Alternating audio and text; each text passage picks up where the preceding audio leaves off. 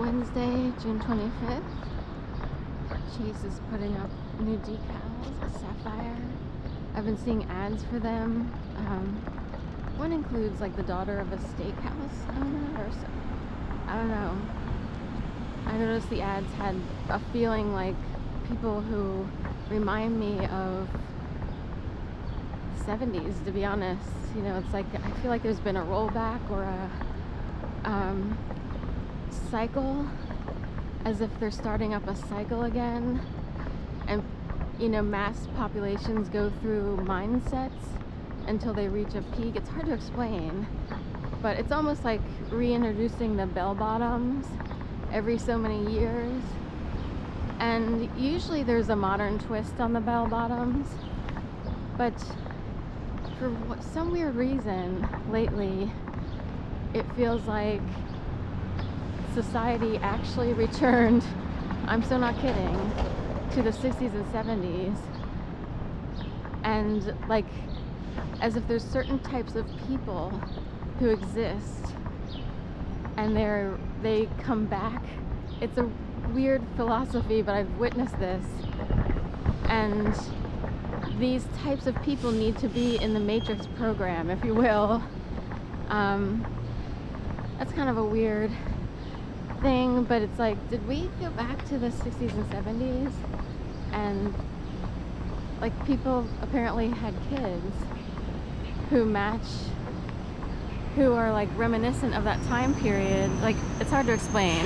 Anyway, Chase Bank has a commercial with someone in it whose, I guess, father is in the steak restaurant business. Right, I'm supposed to go this way.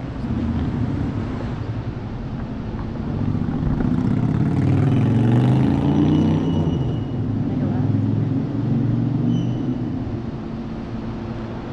Tomorrow we'll bring Sunday's news, Philadelphia Inquirer. 9:42 on police.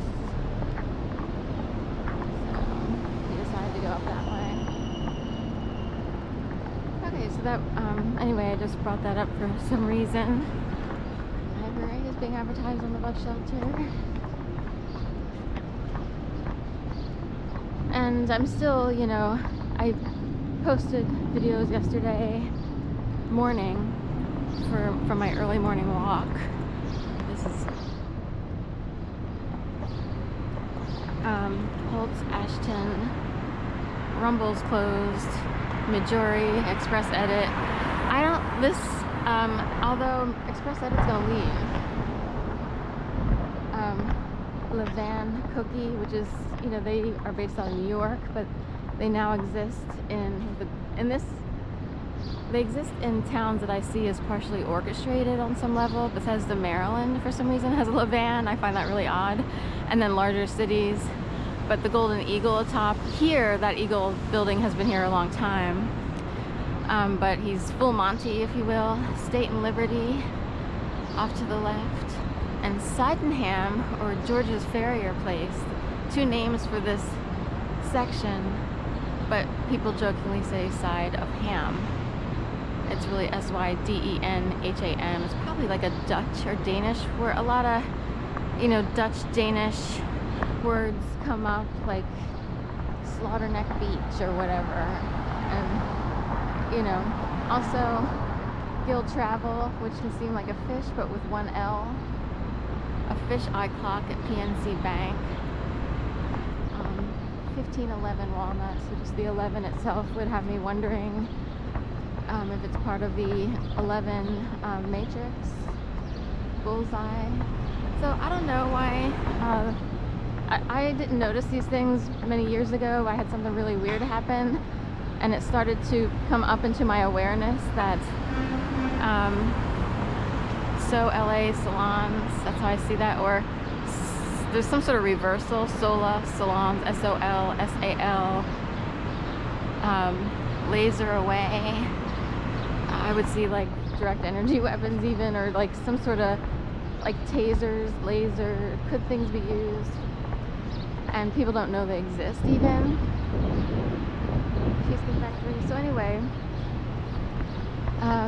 there's more narrative up here, but it smells too like nail polish remover mixed with something else, so there's a chemical going on.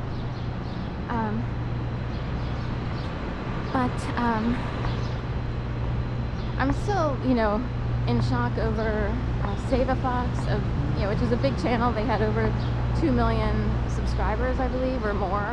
I know it's in the million range. And this woman and her husband, ran the whole thing. And the woman, Michaela Raines, passed away. And it's just this thing where it's like, it's hard to believe. I'll skip the narrative here. They have a flight club.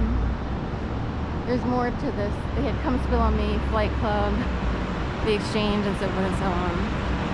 But they wound up, or major news outlets actually reported on this, situation because they were such a large channel. I guess they'll continue on, the husband will, and they have a daughter. But Entertainment Tonight, Inside Edition, and then local news stations like KARE 11, K-A-R-E, out of Minnesota, I guess. In fact, Al Franklin, a well-known comedy, Saturday Night Live figure, and someone who went on into politics. Cement mixers, so with Eagles on there. I'm gonna run across Broad Street here really quick. Trash trucks galore. Ooh. Sounds like almost like a mafia scene out here. I used to joke and think that's so, it's like dumb to think mafia is still alive, and other people are like, no, you don't want to upset people who are still have that mindset. So are we going straight, or IHOP is down there? Of course, Sylvie, this would be Italian cement mixers. Italians are always bossy bullies, you know what I mean? I'm kidding. That's not totally true. Like, there's certain groups of Italians who might still operate a certain way. Their DNA is just to be boss people around. But, it's that old movie thing of, yo, Adrian, although that would be on the good side of boss situation.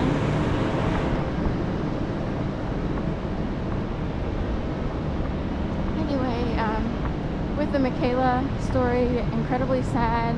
I can't believe it, and I just think of, her family and also the foxes, because she was out there all the time giving so much love to these foxes.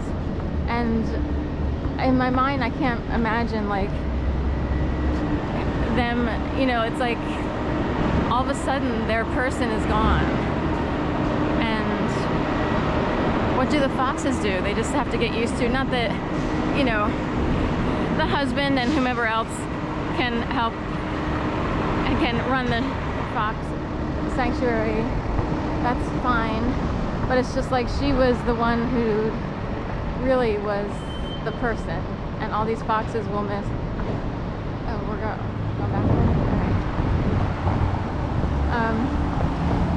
What will all these foxes do?